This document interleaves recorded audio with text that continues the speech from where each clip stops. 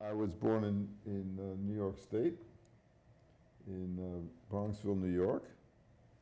At the age of 6 months, my mother took me to France because this was right after the depression that hit the United States. And my father had financial difficulties, and he had to take care of not only my mother, myself, but also several brothers and sisters. And so to make it easier economically on the household, she took me to France in 1930. And that's where her family had retired in Nice in southern France. And I spent the next 9 years in southern France, learning my first language, French, learning history through French eyes. In 1939, in the summer of 1939, the American consul for southern France sent a message to American citizens that the war clouds are gathering and we advise American citizens to return. My mother heard the message, booked a voyage from the nearest port, which was in Italy, Genoa, and we spent the night of August 31st, 1939 in Genoa, and got on the ship September 1st, 1939, which happens to be the day that World War II began.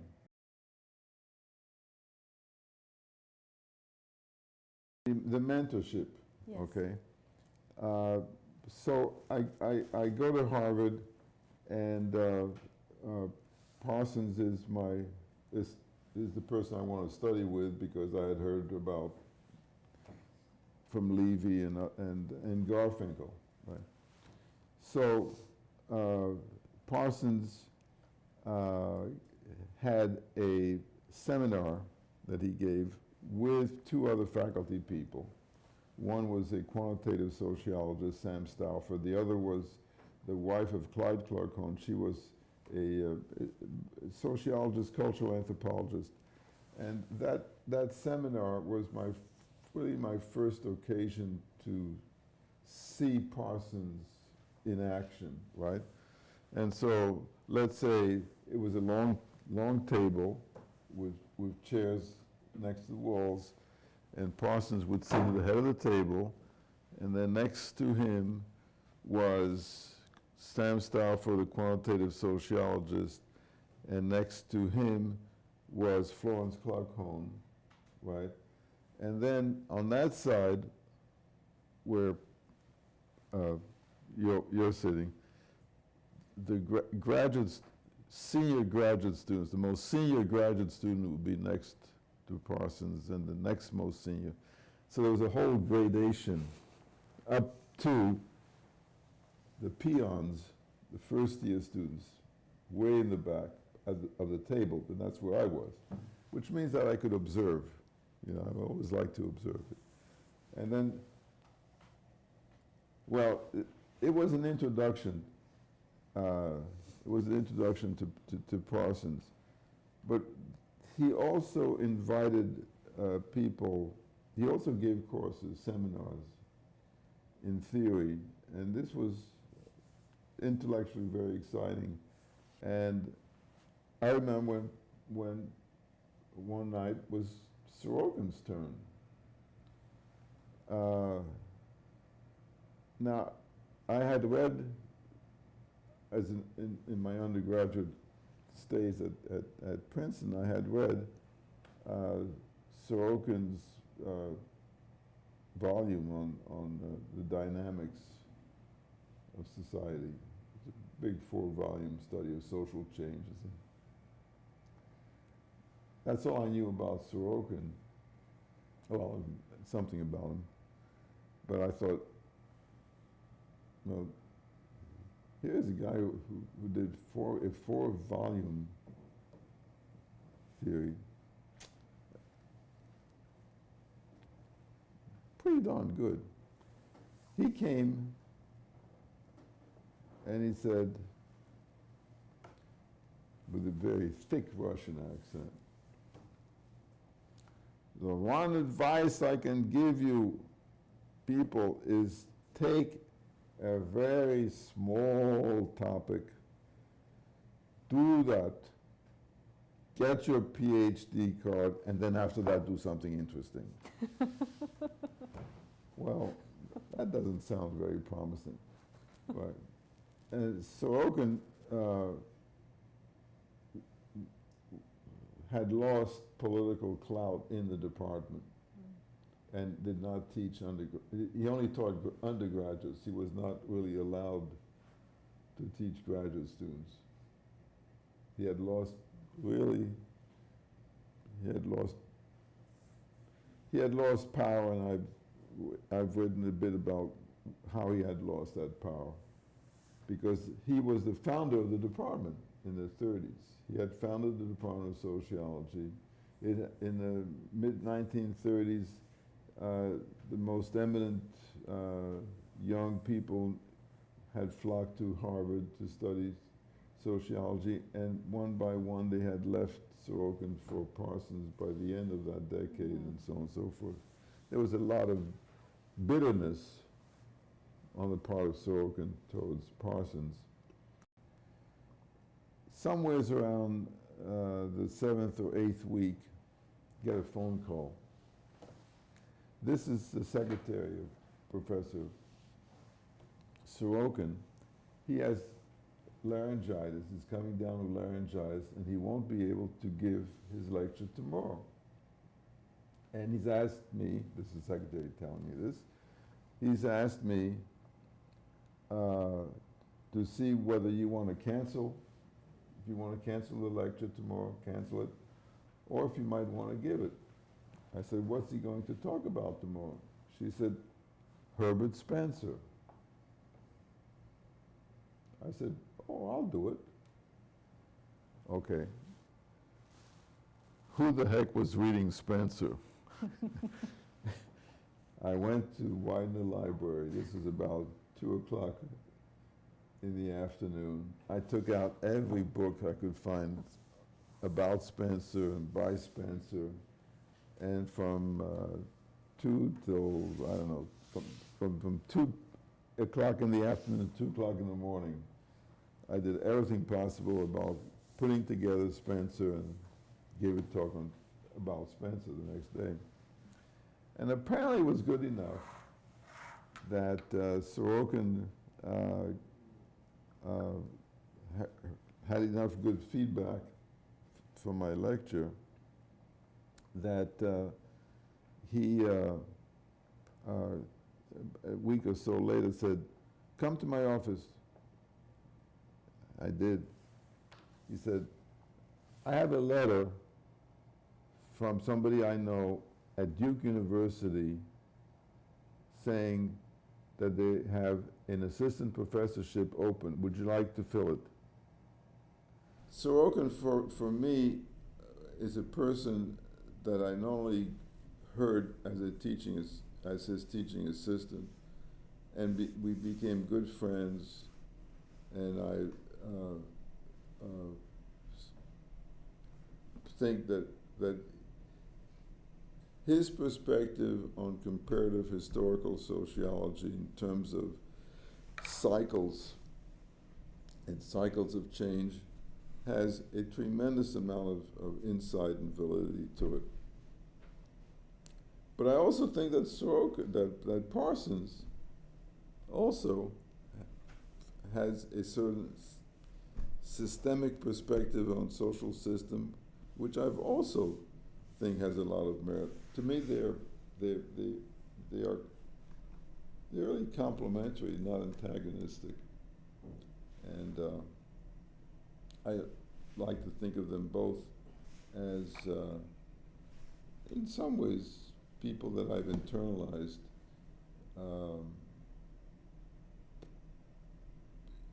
in in dealing with graduate students, I'm much more egalitarian.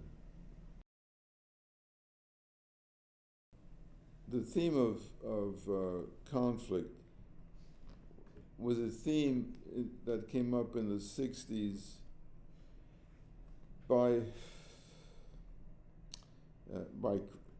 in a sense, by critics of Parsons, by critics of those who did not like the idea that we have basically a social order that provides structure and continuity and so on. Because why? Well, because the 1960s thought a lot of things happened to be changing. The student protest movement started to come up, and it was not. But see, it was not just Parsons' system that did not really deal with student conflict or student protest. There wasn't any, because the Marxism, which one associates with conflict, in the early 1960s, a lot of what had been standard orthodox Marxism was being criticized by Western Marxists. Why?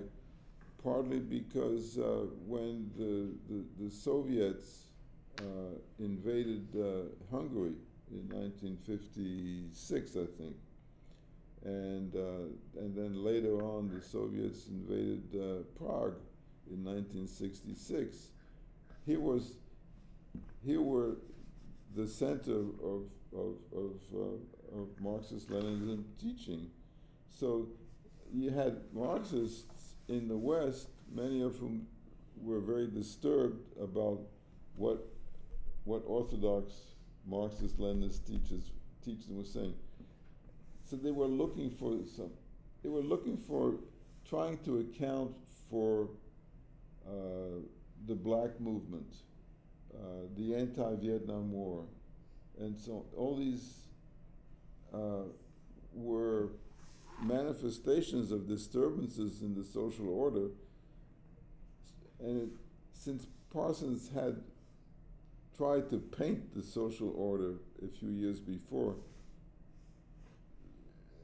his systems was criticized for not being able to deal with the change. But there was no other real way of dealing with change. I think sociology sort of fell flat. So I think sociology has lost perhaps some of the clout or the credibility that it may have had. I don't want to sound like an old geezer saying the good old days are, I don't think so. I think there's so much to be today incorporated in sociology in terms of, well, this is the little piece that I did. I mean, I think there's still so much for us to do with the neurosciences, the epigenetics, and so on. But I think that should be started at the graduate level for encouraging our graduate students in sociology to take a look at where the fields in the related biosciences that have something to offer us before we reject them, I think,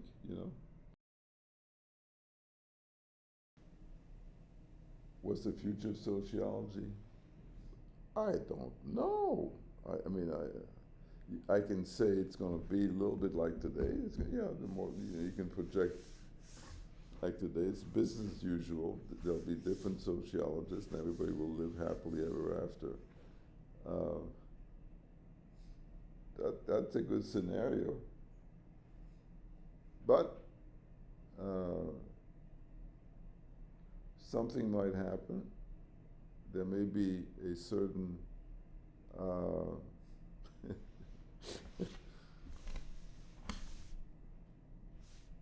a certain, for example, climate change, that there may be significant floodings on the East Coast of the United States, and you know, you have from Florida to New York State, chunks that disappear, so on and so forth. There may be climatic changes which lead to a new kind of the surviving sociology may have to look at how do new communes come out of what had been established metropolitan areas. A whole new perspective on how do we restart at lower levels the kind of complex civilization depending upon mass industrial thing. That's one possibility. It may well be that, 2 years from now, some, not planet, but some large meteors comes crashing in some central part of North America or Eastern Europe and so on and so forth. And so there's a sort of large mass disaster. The sociology that may be still there may want to investigate how do you restart a society where the technology has been dealt very important blows, so on and so forth. Well, I'm hiding, in a sense, behind saying the future of sociology, to me, may have some built-in uncertainties, which makes projections very difficult, because there's always contingencies. I think there are contingencies in the social system.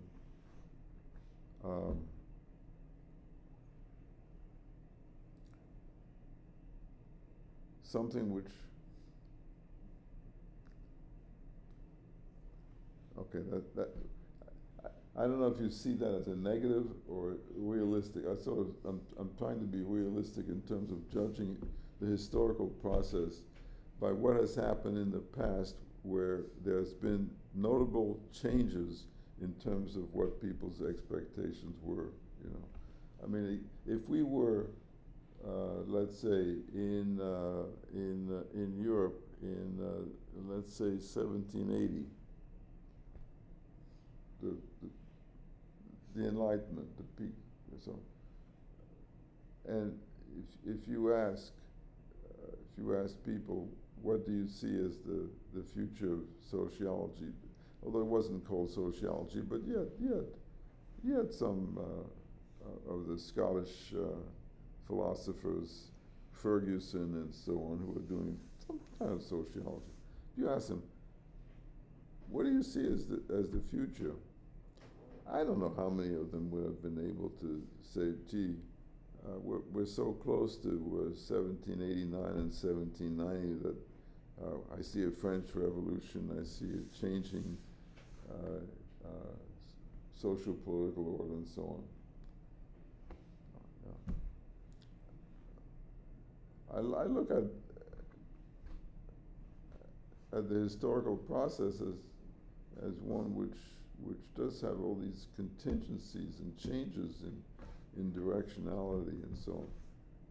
And perhaps sociology, if it gears itself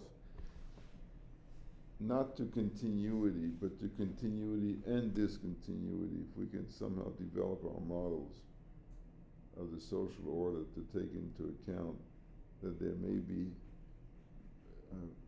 great blurrings of sequencing paths and so on, that might get us a more adequate way of answering what is the future of sociology than just saying, well, you know, look at the continuation that what we have in terms of turning things out. And who knows? You might have a Durkheim or a Weber or even a new Parsons or a new Sorokin or a person who somehow is able to put different things together in a very coherent picture and start a new direction maybe for theorizing. That can happen. Lots of things can happen, some good things and some bad things. But I cannot give you a simple answer.